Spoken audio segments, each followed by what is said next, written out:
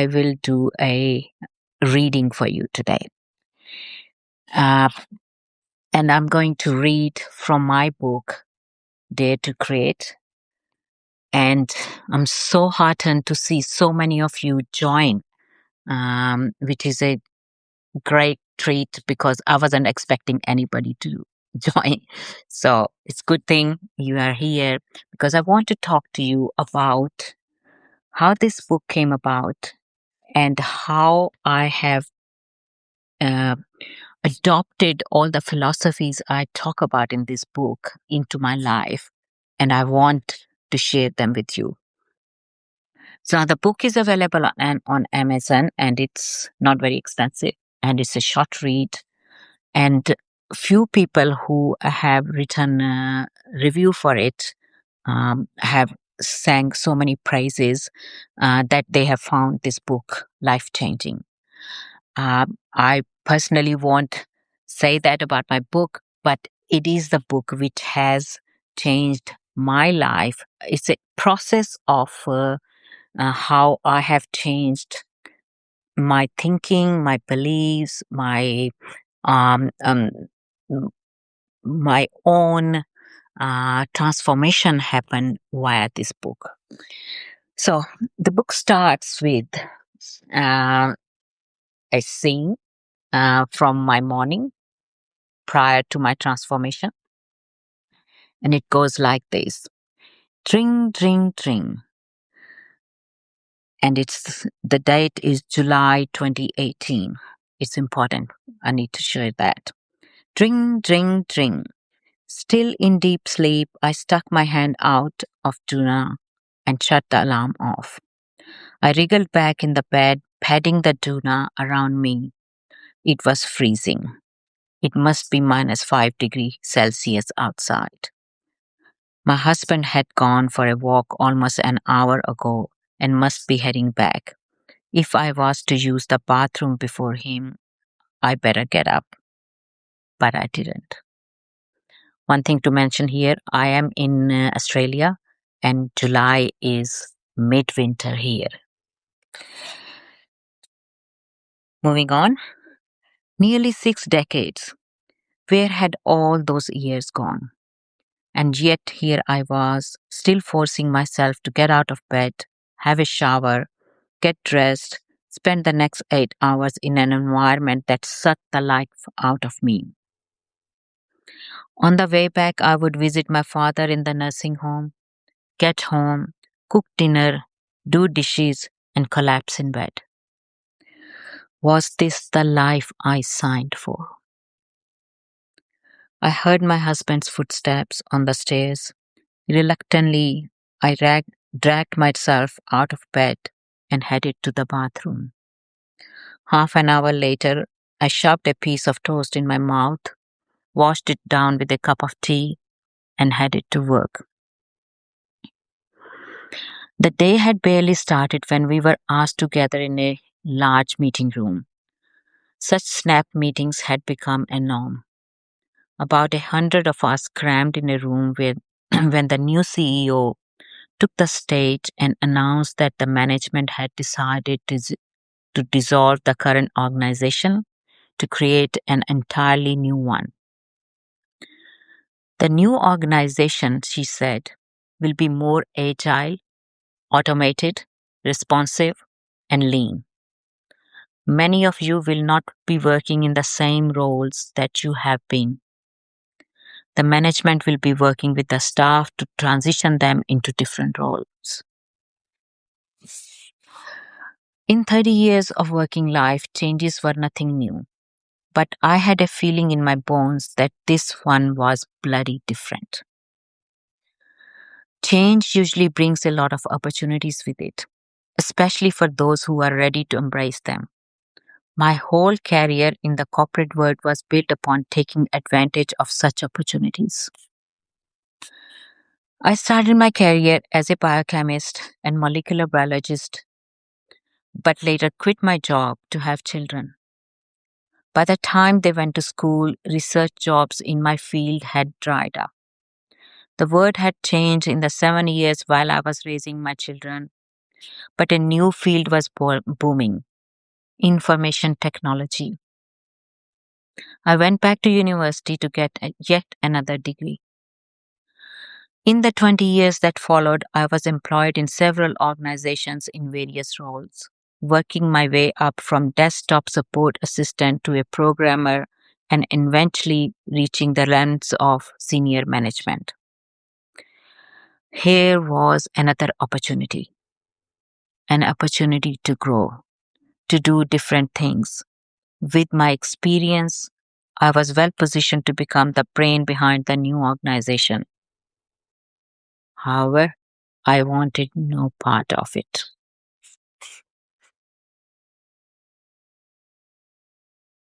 I had done everything by the book. I had studied hard, got good marks, went to college and university, secured a good job, got married, had 2 kids. I excelled in my working life while being an obedient daughter, dutiful wife, and a devoted mother. Rather than feeling proud of life's achievement, I felt empty. It seemed that my life had passed by me, and I hadn't even started living yet. I was getting close to retirement and had virtually nothing to look forward to. I began to wonder, is this all there to life? So, this is my story. It's the first part of the book. And it gives you an idea of what my state of mind was when I started writing this book. Now, the book didn't come about in a single session or in a single um, writing spree. This book came in about 3 years that followed that time. And it came in many blog posts I was writing on my website, on medium.com, on my newsletter, and various places. And that all that learning that happened and all that things I was incorporating in my life, um, I wanted to put it in a book form so that it can become a motivation for other people, and it becomes a document of my own journey as well. And that is why this book is so important for me. Now, the next part of the same chapter is where I talk about there is a study, there was a book written by a London based anthropologist called David Gareper. I hope I'm pronouncing the name correctly, but if I'm not, my apologies. In 2018, he wrote a book called Bullshit Jobs. And in that book, he described a phenomena where people all over the globe were staying in a job, which were jobs which were um, sucking their soul, but where they themselves cannot justify their existence in an organization, and yet they were doing it because of the paycheck. Here's a quote from that book.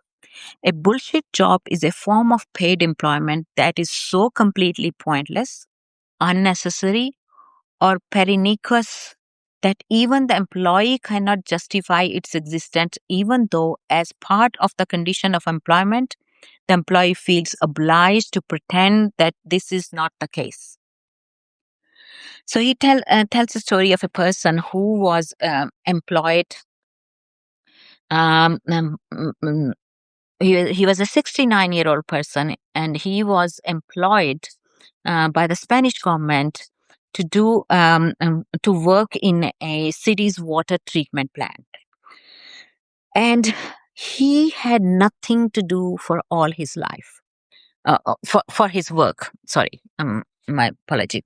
He had nothing to do in his work. He was so free that he decided to read a book there, and then uh, he wrote a book based on that reading he was doing. And that's when authorities found out that he was not doing his job. And when they started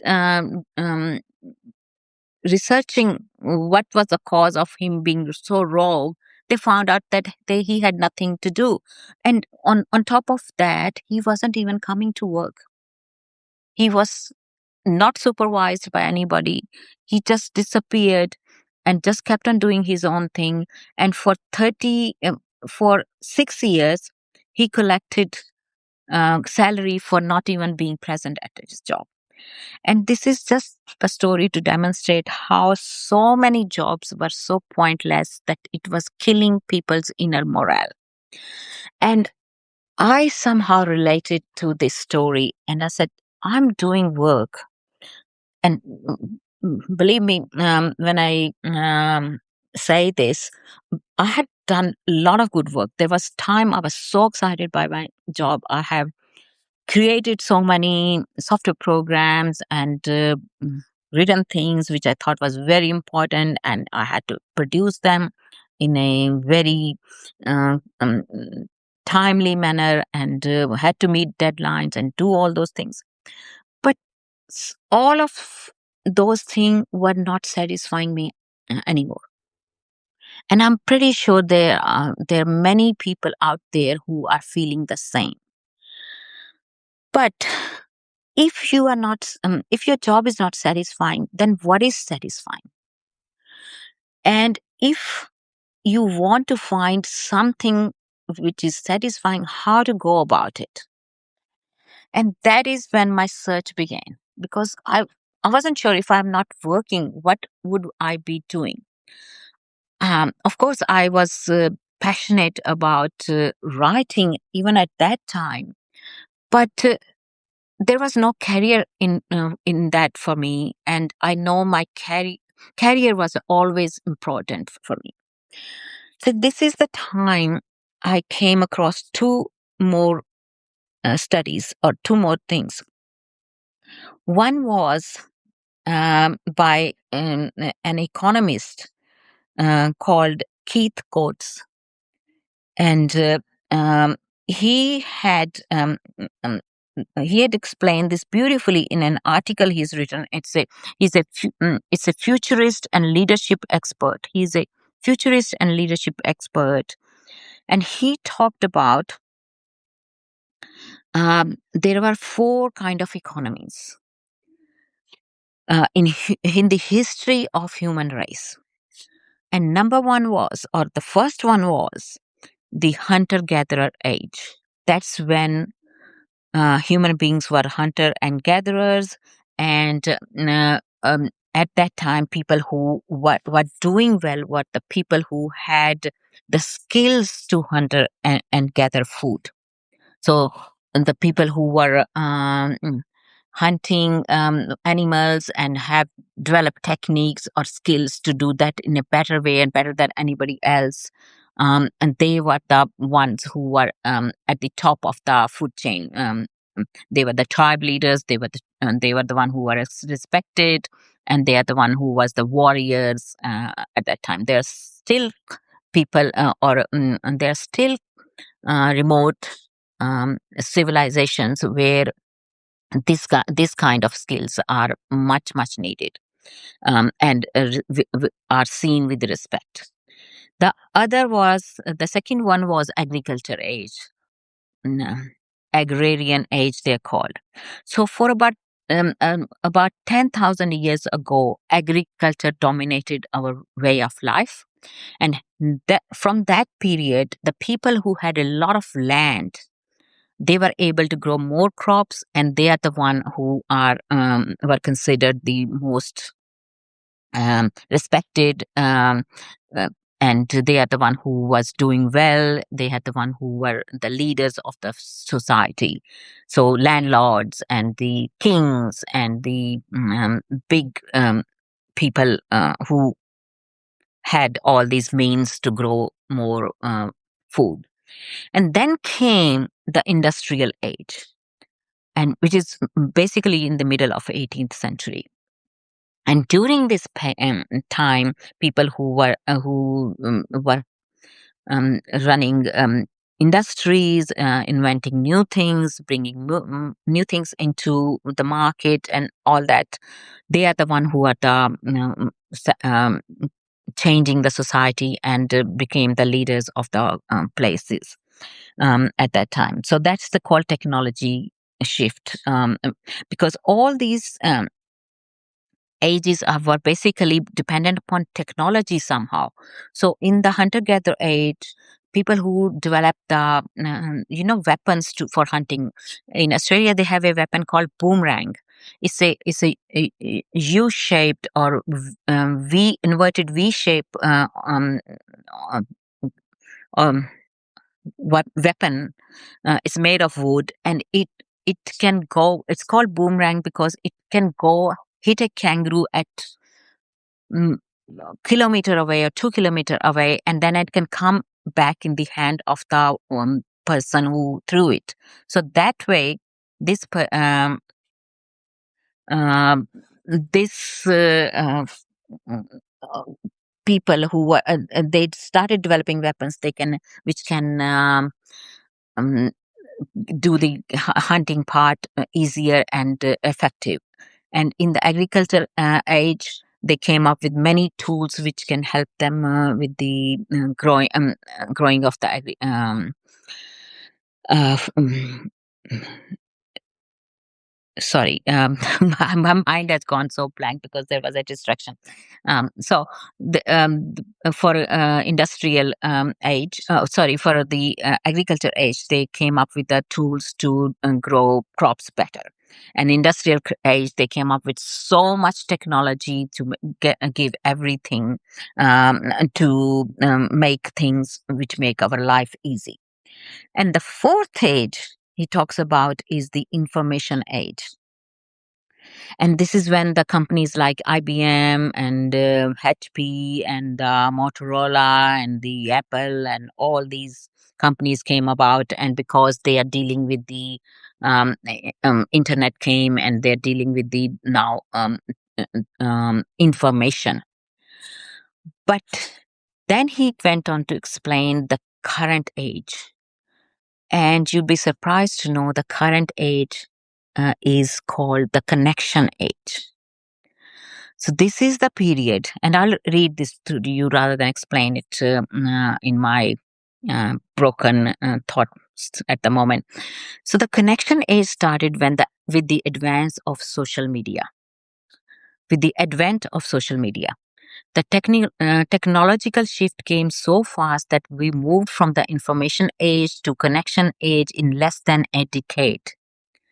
The industrial age lasted for 2 centuries, whereas information age for just 3 decades. In the connection age, everybody can connect to anybody, and as a result, the competitive advantage has shifted to those with the ability to form meaningful connections and relationships. Forget the access to information, personal choice, or lower prices in the connection age. People do business with you because they like you, trust you, believe in your cause and your values. Your relationship and circle of influence become your driving force. And it is that simple and it is that complicated. So, this paper and this learning, and it's a huge paper, I just summarized it here. This led me to another thing, another writer, and um, so basically I talk about in this page that it's the time that if you whatever you want to do you can do. You can become a published author, you can become a singer, you want to sell a product, you can do it, you can start your own company, you can do it.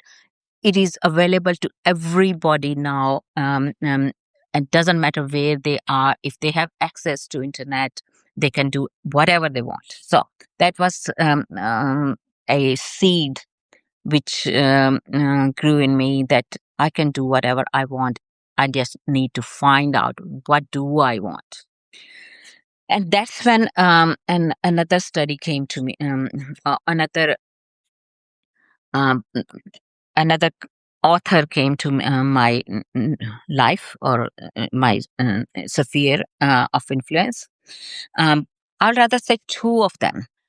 So one is 100-year-old, and his name was Wallace D. Wattles, and he wrote a book called The Science of Getting Rich, which in my what I got from that book is not how to get rich part. It was about the mindset part.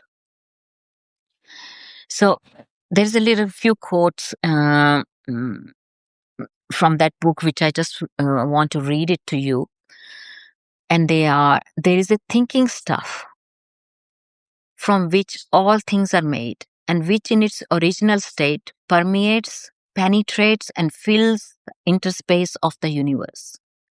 A thought in its substance produces the thing that is imagined by the thought. Once again, I'll read it. A thought in this a thought in this substance produces the thing that is imagined by the thought. So whatever you think, it produces that things. Man can form things in his thought, and by impressing his thought upon formless subject can cause the thing he thinks about to be created. The easier way of saying all this is, it's a 100-year-old book, so more than 100 years. Um, what he's saying is, whatever man can think and imagine, he can create. And then there is another paragraph which I have quoted in this book is, in order to do this, which means turn thoughts into things, man must pass from the competitive to creative mind. Otherwise, he cannot be in harmony with the formless intelligence, which is always creative and never competitive in spirit. And this is when I realized I have always been competitive. I have never been creative, or never have been trusted my creativity to the extent that I don't feel competitive. So I had a slogan for myself at this point. I started saying, from competitive to creative. That is my motto. That is what I'm going to do. And that is what, uh, that is when I started looking at way to spend the next decades of my life as a creative person. Now I'll come to the another author I was talking about who influenced me at this time. So this is in the chapter 5, which is how to find what you would love to do. There's a there's a person called Paul Graham. I don't remember whether he wrote a book or not, but I came across his work. And he wrote, there's a quote from him: the happiest person are those who have financial security. So, sorry, I'll say it again. The happiest persons are not those who have financial security, but are those who love what they do. So, in his work, Graham talks about three things. He say you need to ask yourself when you are choosing your um, mm, purpose in life. So I'll read this paragraph again for you to clarify. In my uh, in my quest to find what I would like to do, I stumbled upon Paul Graham's article. Graham wrote that doing great work takes less discipline than people think. Because when you are doing something you love to do, you don't have to force yourself to do it. But he reckons finding work you would love to do does not require discipline. He provides a 3-point test to determine whether something is your calling or not. And the first thing is the most important. And it is, and I won't read the whole thing, I promise. I'll just give you the heading. If the work doesn't bring prestige to you, would you still do it? So if it is not bringing you prestige, not fulfillment, not satisfaction, it must need to make you feel that you, your prestige is the opinion of the rest of the world. So if you are not getting prestige from your work, you will not do it for a long time. So make sure that the work you are doing is bringing you prestige. Secondly, would you still continue to do it even if you don't get paid for it? That's another other important point. So many times we start chasing money and we don't, we lose the calling in the quest to monetize it. It's a very important point again. And I explain that in the book. Number third thing he says, would you continue to produce even when things are not going in your favor? So would you keep on doing it even if it's not working for you? If you would, then it's your calling.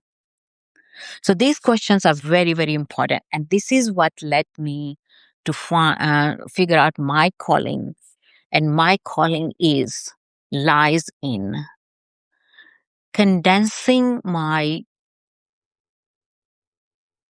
learnings, my knowledge, my insights, my feelings, my experiences in the form of books so that it can help other people